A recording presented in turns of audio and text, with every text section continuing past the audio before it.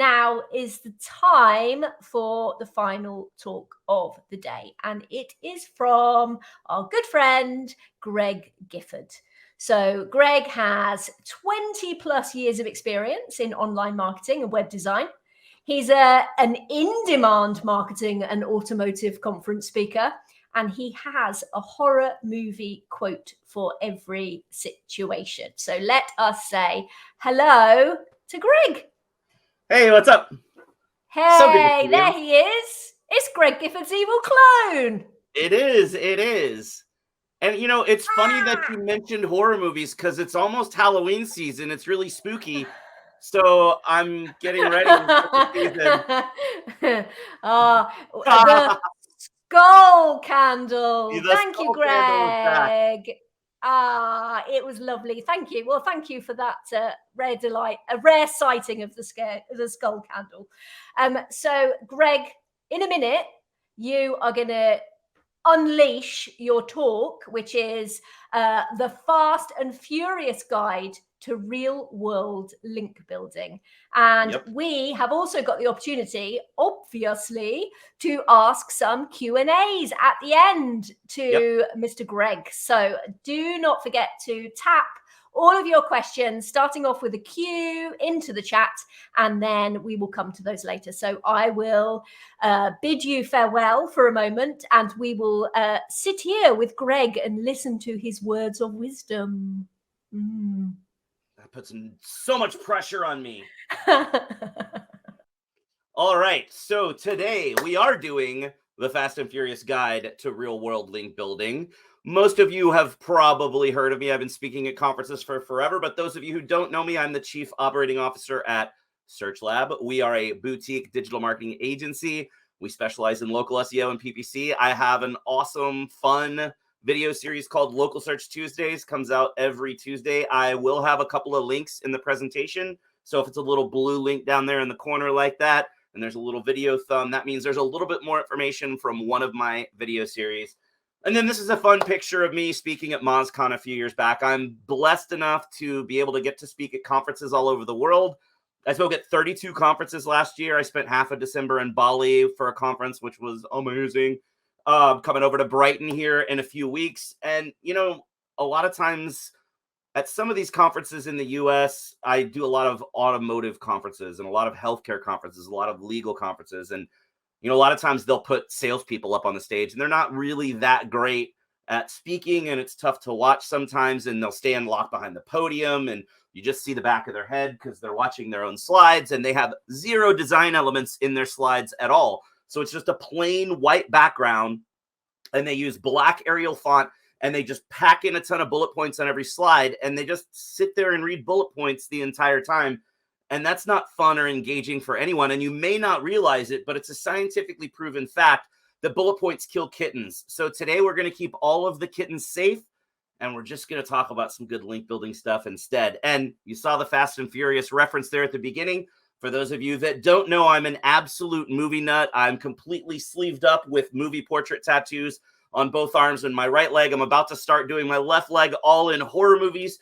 And I love to share my love of movies when I do a presentation. So there's always a theme, and today's theme is car movies. I typically go back and include one movie for every year in the last 50 years, but today we got to go back 61 years because, come on, if I'm doing car movies, I got to have every James Bond movie in there, right? So there are 98 references. If it's something more obscure or just older and you haven't seen it, there is attribution to the side. So bonus for the last session of the day, not only will you learn some awesome stuff about local link building, you'll have a really kick-ass list of movies to go watch later. So let's get going. I want to get right into the awesome stuff. Why the long face? Are you spending too much time looking up at the competition that ranks higher in local search results? Are you wondering, dude, where's my site? You might even feel sometimes like you're hanging on to your visibility for dear life, or in some cases, you feel like you're getting murdered by the competition. And a lot of times that has to do with the fact that they've got better links than you. So today I'm going to give you a peek underneath Google's hood so that you'll understand how the algorithm works related to links. I'm going to share a lot of tips that are for your eyes only. I hate doing this virtually because I'm hoping y'all are laughing at my awesome, hilarious James Bond joke. I'm going to show you how to get some links that will jump out and grab everyone's attention, and also how to grab people's attention and make it easier to get some links. And just like a fat guy in a little coat, I'm going to squeeze in a ton of info because I got like 112 slides and I'm only got like 3 hours to do this final thing, something like that, right? So if you're expecting one of those normal link building presentations that you always see at conferences, you're probably going to be disappointed because this isn't the same kind of BS. Because let's be honest, most of those link presentations don't really help too much because most of the time it's just somebody from an agency up on stage talking about some really big, amazing campaign that they did because they're really just trying to brag so that they can get some leads. Or even worse, a lot of times it's just an agency up there giving you a sales pitch for their digital PR and all the things that they can do. And they talk about a massive, gazillion-dollar budget with a massive effort of this huge team and all these PR agencies that they use, and they get thousands and thousands of links, but that just doesn't apply to 95% or even a higher percent of most of the businesses out there. And it really doesn't apply to local SEO because the local algorithm evaluates links differently. So I got to be honest, though, link building does kind of suck.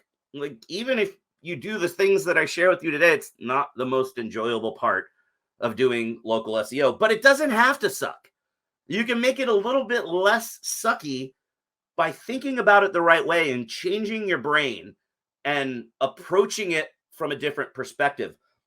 If you use the right strategies and tactics and have the right ideas about how to go about link building, you can absolutely rock it and get some amazing links that really move the needle for the clients that you're working with. And most businesses out there actually need to be using local SEO strategies, but they don't realize it. Local SEO has been around for a long time. I've been talking about it for over a decade at conferences, but a lot of businesses don't really realize that there are different algorithms at play, and you need to adjust for the algorithm that serves search results related to your business. And for those of you that might be watching that maybe don't do local SEO for every client, even if you don't do local SEO, you can still use local link building tactics to win and outpace the competition.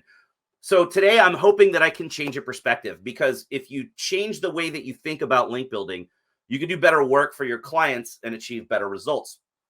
So the most important thing you have to remember, stop obsessing over domain authority or link authority or page authority or whatever stupid metric name your link building tool gives to link authority. Domain authority is where it all came from. It's a completely BS metric that Moz made up to approximate their idea of how links were evaluated by Google. But Google doesn't use domain authority. Google doesn't care about domain authority. And if you obsessively chase after those high DA links, you're thinking about it the wrong way. And when you're doing link building, think about the value for your clients. Don't just sit there and try to win awards. Don't just sit there and try to do something amazing so you can win an award or go do an awesome link building presentation. The most important thing to remember is that at the basest level, Google is just a pattern detection program. All it's doing is classifying patterns of various elements both on and off your site. And that's how you really have to reset your brain and think, every time I'm doing SEO, I'm trying to improve the pattern for my client's website, or obviously if you're in-house, for your own website. When we're talking about links, though, you got to get unique links. It's much more beneficial to get links from websites that link to your site or your client's site that the competition doesn't have. So you want to use different tactics than your competitors. And this is why local link building is so awesome. And Amanda was talking about it just a minute ago in the Q&A bit about how they evaluate links differently, because most people are still stuck in that high DA, let's get these awesome links with a bunch of PR and create a piece of content and do all this stuff. So you're doing the same things that your competition is doing. So if you change your perspective and do things differently, you can beat the competition. The best links, and I just noticed that my designer misspelled links. Please ignore the E right there, but let's go with it. The best linkers are based on relationships that have real world value beyond just SEO. And the easiest way to get those local links is to just get involved in the local community. Luckily, we work with a lot of car dealerships, and car dealerships are already pretty community focused. They're very, very philanthropic.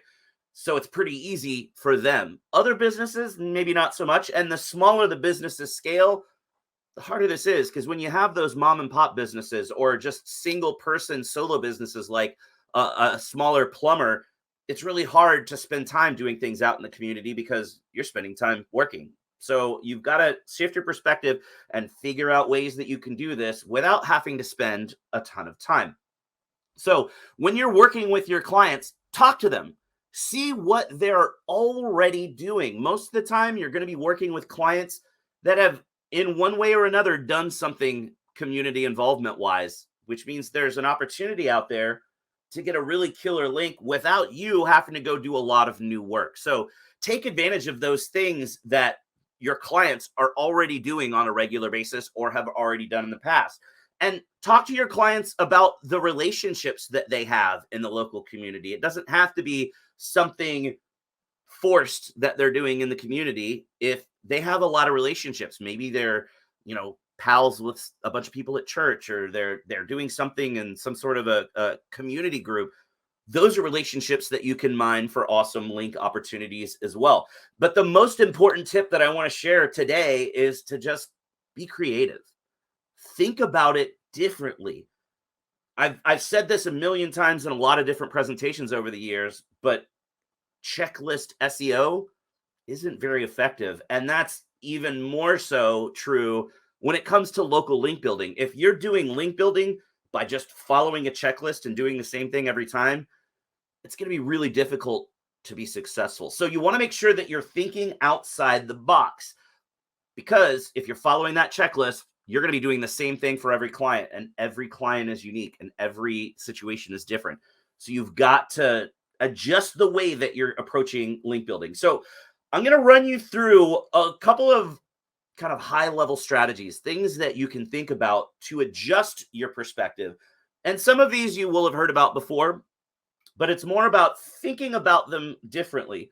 So the first being local sponsorships. A lot of people have talked about this for years, and Google's not okay with you buying links, but Google is totally okay with you buying sponsorships that results in links.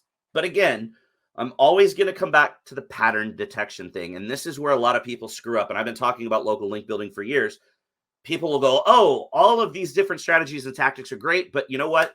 Sponsorships are the easiest thing, because I just got to go pay for a sponsorship for that 5K, or pay for a sponsorship for something that this church is doing in the community. And then it's an unnatural pattern, because all of the links that you're acquiring are from the same strategy, the same tactics. You have to mix it up. You have to create a natural looking pattern, or it's really obvious that you are trying to manipulate Google's algorithm. So the sponsorships are great, and they are not that expensive. Little kids football teams, peewee hockey, highway cleanup.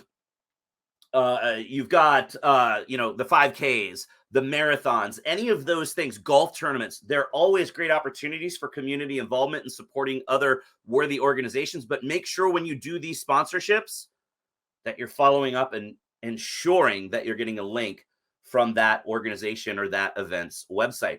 Local charities are great as well. A lot of businesses like to give back, and they support certain charities.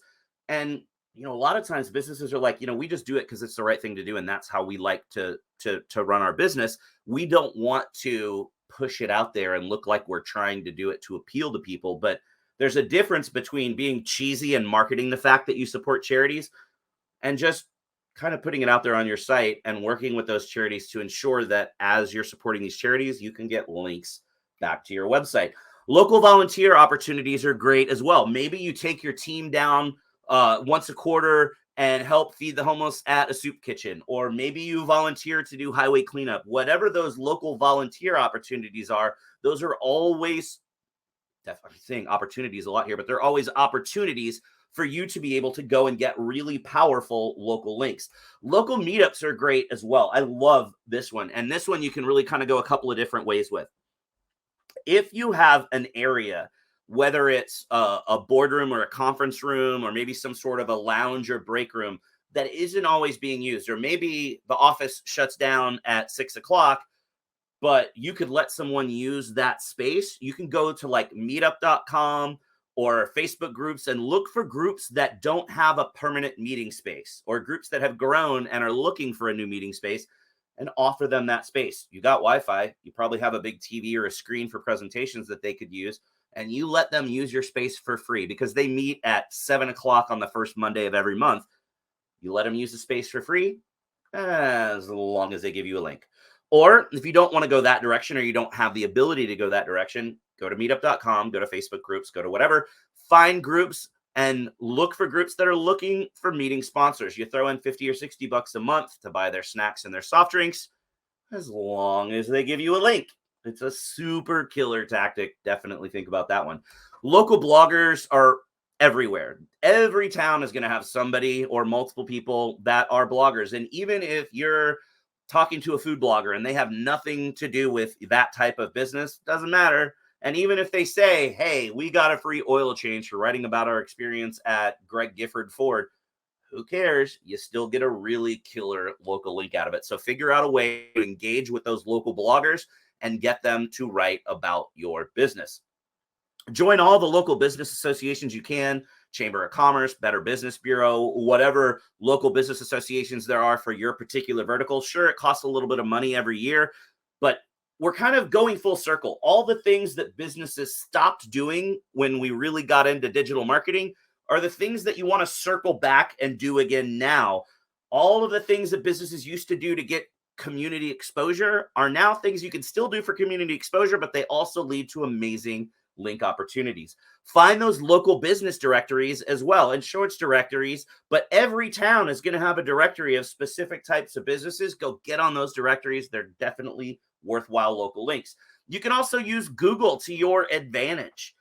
Come up with your own ideas, throw your city name in, go do some searches, and Google is going to give you a big list of opportunities of links that you can go get. And learn to use the search operators. I've got them highlighted in blue there at the top.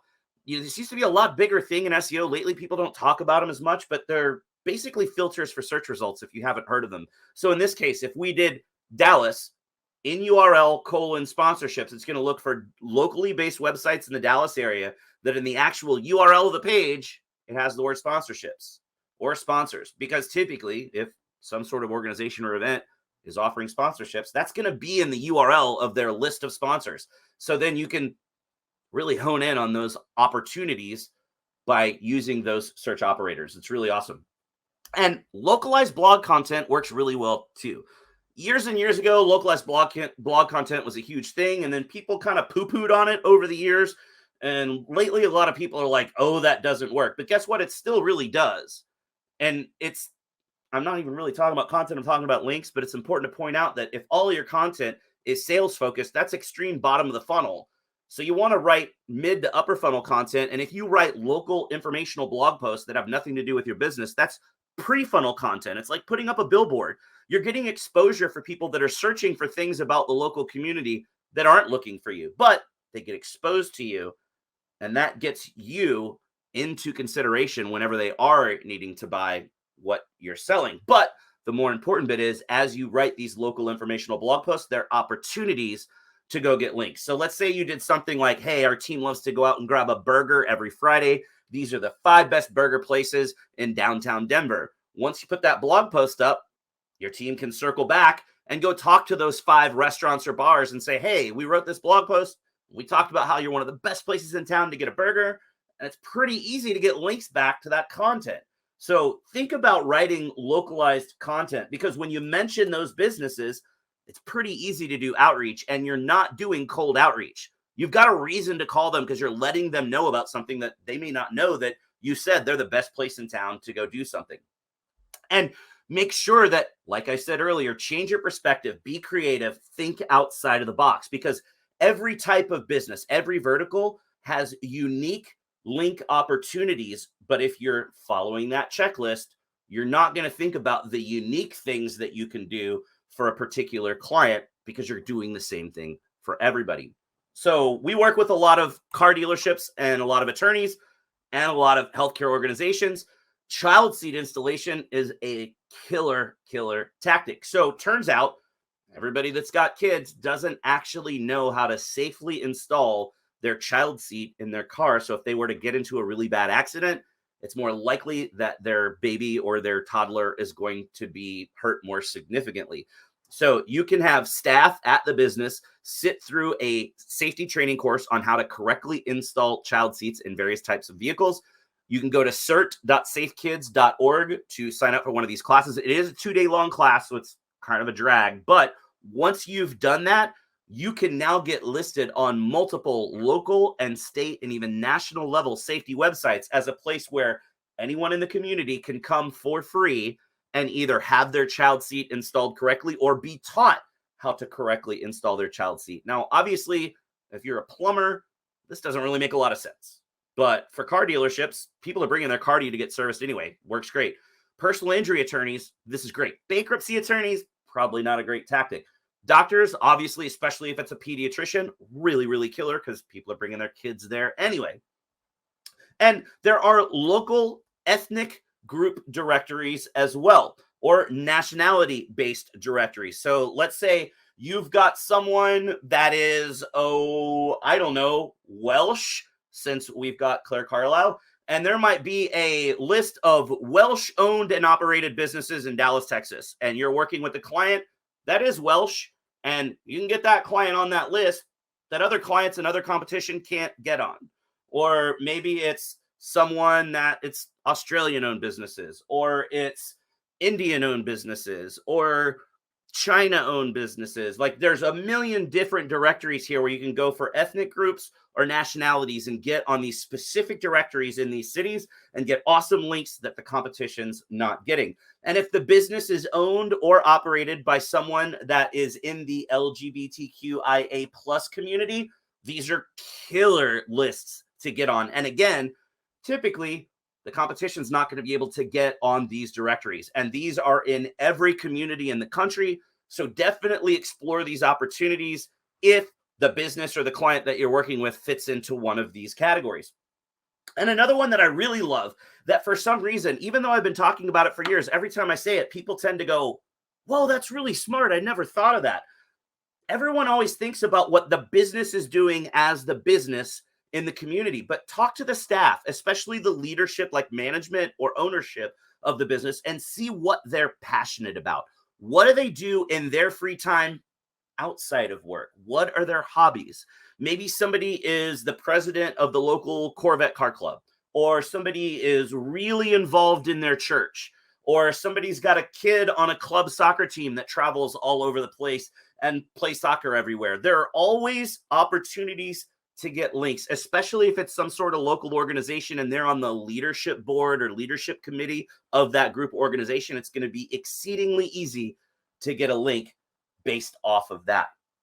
And I'm about halfway through and I'm already 20 minutes in. So I'm going to go a little bit faster here. So let's talk about the actual process of link building. I talked about some strategies and tactics, but let's talk about what you actually have to do. Because again, a lot of the link building presentations that you see are all about do this, do this, do this, do this, or here's what we did and got all these results. But nobody talks about what you actually have to do when you're doing the link building. You can't really be unfocused. You can't really let your team just kind of go all willy-nilly and figure out, oh, I'm going to go do this today, or maybe I'll do that, or I don't know, maybe we'll try this. You got to have a process. And I'm not saying a checklist, but you got to have a process for what do they spend their time doing. And you've got to have some sort of a framework to that process so that you can help people stay focused and keep them on track and get better results. You're also going to need to have a way to document the work that is being done, because you don't want to just wait for 3 or 4 months and go, hey, did you get some links or not? And if they say not, you don't know what problems they had. Or if they did get links, you have no idea how they got them. Because periodically, management is going to need to come in and audit that link building work, because clients are paying you to get results. And if you're not getting results, you're going to have to help your team figure out where they can improve. So you want to start with the research phase, where you're going out and prospecting and figuring out opportunities where you can get links for the client sites that you're working with. And then you want to decide which links that you're going to go after. And then at the end of that process is when you get into outreach and acquisition of those links. And whatever that process timeline looks like, you just do that over and over and over again, rinse and repeat. At SearchLab, we run quarterly link building campaigns, not necessarily Q1, Q2, Q3, etc. But whenever a client starts with us, we spend 8 to 10 weeks, so 2 to 2.5 months on the research and prospecting phase of the link building campaign. Then we decide which links are going to be addressed, which one we're going to try to acquire. And then the final 2 to 4 weeks is spent doing outreach and acquisition. And yes, you're probably thinking, but wait, bro, that means you're not getting links every single month. And yeah, that's exactly what I'm saying. It's totally okay not to get links every month. You're going to be much more successful if you invest a little bit more time in the research phase and the prospecting phase than if you're just constantly trying to go, oh, here's an opportunity, let me go get that link. Here's another opportunity, let me go get that link. It's too different to switch your brain back and forth between research and acquisition and research and acquisition.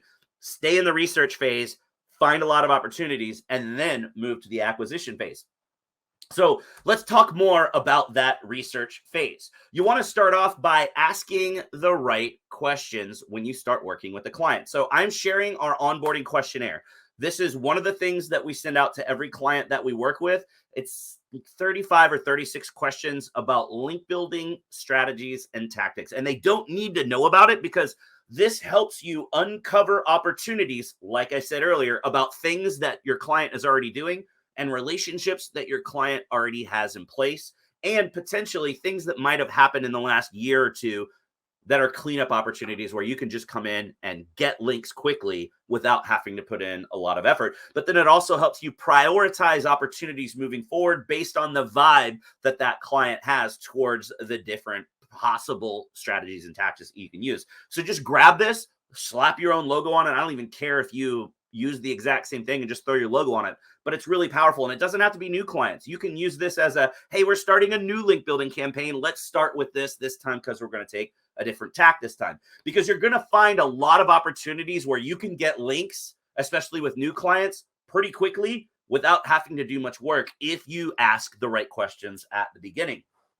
Now, when you're pulling links and you're getting that link profile, you got to make sure that you're using more than one tool, because each of the tools, they're not infallible. What they're doing is they're creating their own spiders that go out and crawl the internet, and they're creating their own index to try to, as closely as possible, match Google's index. And each tool is going to have some variance in the links that are detected. If you're going to go out and you're going to use Ahrefs and maybe SEMrush and maybe Majestic, and maybe for some reason you're still using Moz. Sorry, that was kind of a rude joke, but I'm sure some people out there are laughing at that. If you're going to use all of those and then you compare the output, you're going to see sometimes up to a 20% variance in the links that are detected. It doesn't mean that the tool sucks. It's just that the tools all crawl slightly differently. So if you use multiple tools and then drop it into an Excel spreadsheet or a Google sheet and then deduplicate that, you're going to have a more accurate list that really truly shows you what that link profile looks like. And when you're doing this, it is incredibly important to pay attention to the total number of unique linking domains, not the total number of links. A lot of people concentrate on how many links do you have, but there's diminishing return in getting links from the same website. We're finishing up a really massive 2-year-long Google Business Profile research project. And part of it is we're looking at the number of links pointed to a website to see if that's going to influence GBP visibility. And we actually found one site in this year's version of the study that has a gap of 3.7 million, meaning they've got 3.7 million individual links from like 600 websites. So if you subtract the total number of links, or you subtract the number of unique websites from the total number of links, that's what we're calling the link gap in this study. And it's like 3.7 million. So whoever's doing SEO for them is like, oh my gosh, these guys are amazing. They've got 3 million links, but they really don't. They've got links from 600 websites. So you want to pay attention to the linking domains instead of the total number of links. So once you've pulled your own links, you're then going to move on and pull your competitors' link profiles. And then you start with looking for opportunities for where you can get links. But don't think that I'm being old school and saying just go copy all of the links that your competitors have. Because obviously, like I said earlier, it's about pattern detection. And if you want to win, you need unique links to win. But copying competitors is a really good place to start a link building campaign when you're working with a new client.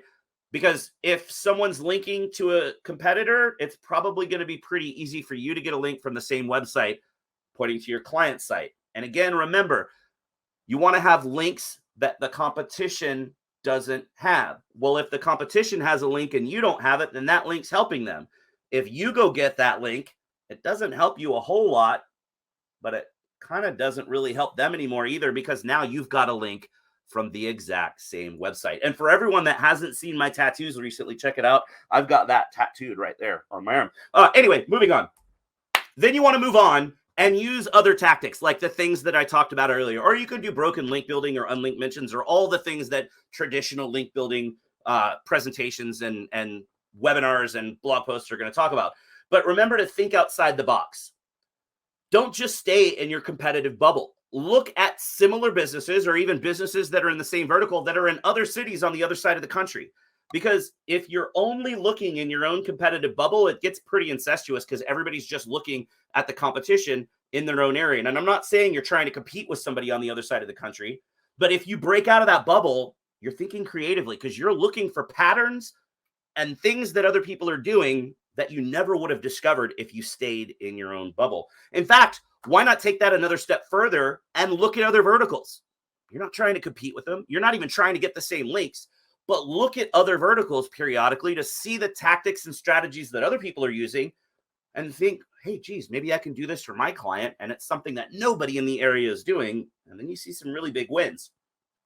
So once you're doing this research, you got to have a spreadsheet. You compile a list of all of the link opportunities that you find. And when you're compiling this list, you want to have all the details there. What's the source site? What's the page you're going to link to on your site?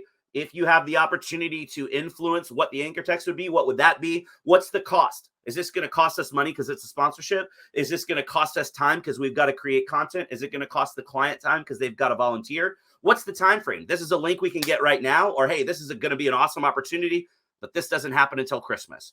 Or this is a link that every year is going to disappear. We're going to have to renew this link because they refresh the list every year. You even want to dig up the contact information for the person you need to talk to snag that link. And yes, I'm telling you to dig up the contact info before you do outreach, because I don't know if you've done much link building outreach before, but it's never the first person that you call. You always call Jim, and Jim says, well, you got to call Susan.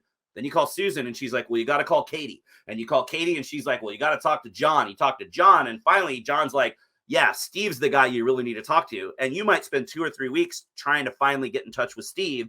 So if you do that first, when you've decided what you're going after, you can just pick up the phone and immediately call the right person, and you're going to be much more effective with your time. And like I said, I mentioned it briefly, but it's really important to think about the target page on your site, because a lot of times most of your links are just going to go to your home page. So as you're finding these opportunities, you're going to realize which ones you're going to have some influence on to maybe point to a deeper page in the site. And you want to classify those so you know, as you're choosing what to go after, which ones are going to help those interior pages. Grab the free links as you go, like an unlinked mention, or anything you could do without any investment of time or money other than the outreach. Go ahead and get those. You don't have to wait to the end. And then at the end of the research phase, you decide which links you're going after. If you need approval from the client, take that spreadsheet, show it to the client, or if you're in-house, show it to your boss. Explain the value of each of those opportunities. Maybe they've got a budget and you don't have to. You can just decide, but maybe you need to talk to them first because it's extra money beyond what they're paying you. That it's time for outreach and you go get those links. Phone calls are always going to be the best thing to do. You want to make it personal. You want to talk to the person that's in charge of getting that link. You're going to be much more successful.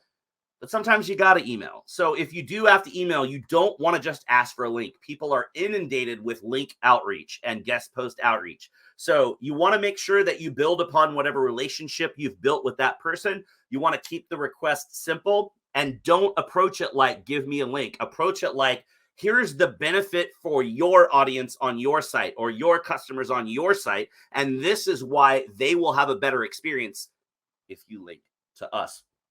And please don't send bad emails like this. I'm kind of opening the kimono and showing you some of the bad outreach emails that my team has sent in the past. These are a couple years old because, of course, my team does awesome link building now.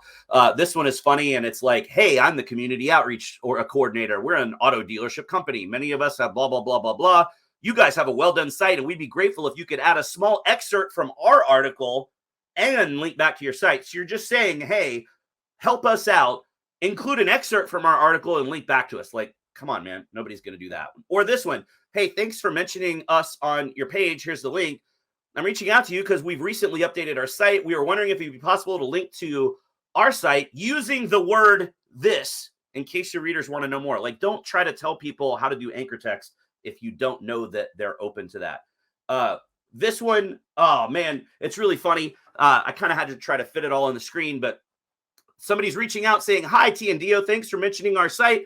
Anyway, I'm reaching out to do this because what somebody did, they did research and saw that the site TNDO linked to our client and just sent them a contact email. But TNDO isn't a person. It's literally a scraper site that just pulls coupons, and they pulled the Sunday advertisement that was in the newspaper and posted it on their site. So it was totally boneheaded.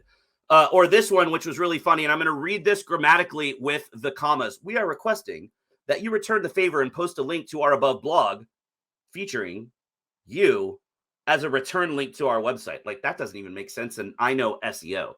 So you got to think about it the right way. Now, real quick here at the end, I know I'm kind of over time. A few years ago, I was at a conference, actually PubCon in Vegas, and an attorney was there, and he asked for help because he saw me speak. And this guy knew how SEO worked. And he was like, I don't get why I'm not beating this other guy in town because I've got 3 times as many links as he does, but he outranks me on everything. And this guy was really big on Moz. So I said, all right, let me look at this. And I graphed out the link authority of both firms based on their total link graph. So not on how many links they had, but just taking the total link graph. How does the authority break down? Because I knew this guy would understand it. And it looked like this. The guy in red was the guy I was talking to. The guy in blue was the guy that had 1/3 as many, but was outranking him. And you see really quickly, most of his links were higher authority than 50. Stick with me. I know I said authority sucks. So I broke it down even further. And you can see here that 65% of the guy's links were above domain authority of 70, and 60% of the guy who was talking to me were below 50. In fact, almost 30% were below 25.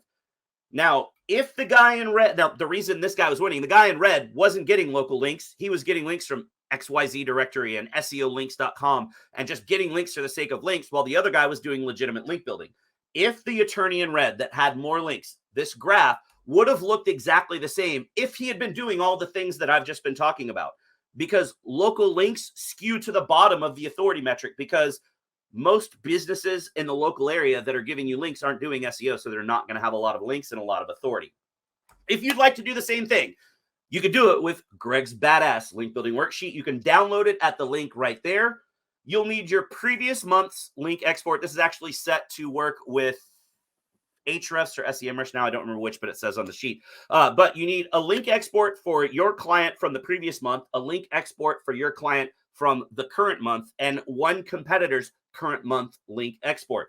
You put them all in there. There is a macro attached. Don't freak out. It's just going to help you clear out all the bad data from the previous month that you used the sheet. Then it will automatically graph out the links based on authority. You want to see yourself skewing towards the low end because you're going to get low authority local links. But it also lists link gap opportunities by root domain where the competition has links that you don't have. It will also list any links that have been lost since the previous month, because some of these tools will crawl differently and they'll tell you that you don't have a link, but you can go check and see it's probably still there. And finally, it has a link info worksheet like I talked about, where as you're doing your prospecting, you can drop in all of the pertinent information and contact information. So you've got an awesome list of link opportunities. So here we are at the end. Please go change your perspective, think about it differently, and get better unique links. Thanks so much for taking that crazy ride with me. I'm sorry I went over time, but hopefully now you've been given the key to success with local link building. And when you're thinking about doing link building, you're no longer want to go jump off of a cliff, because you're going to win the race to the top of search results. That was the fast and furious guide to real world link building. There's my email address. I have an open email policy. If you ever have questions about anything related to local SEO or movies even, give me an email. I travel a lot. I do a lot of conferences, but I will always answer you. I'm sure BrightLocal is sharing the slides, but if they're not, you can email me. I'll send them to you. And as always, at the end, there is a list of all the movies by order of release date. Thank you so much for joining us today for Local SEO for Good. Hey, Greg, we don't have time for Q&A because there was just too much awesome in there. So I'm sorry. I went really slow and told too many stories. Oh, no, it was good. We love you. Thank you very, very, very much for your time. And we're going to say goodbye to you now and get in touch with Greg for any extra questions because he's very kind with his time. Thank you, Greg.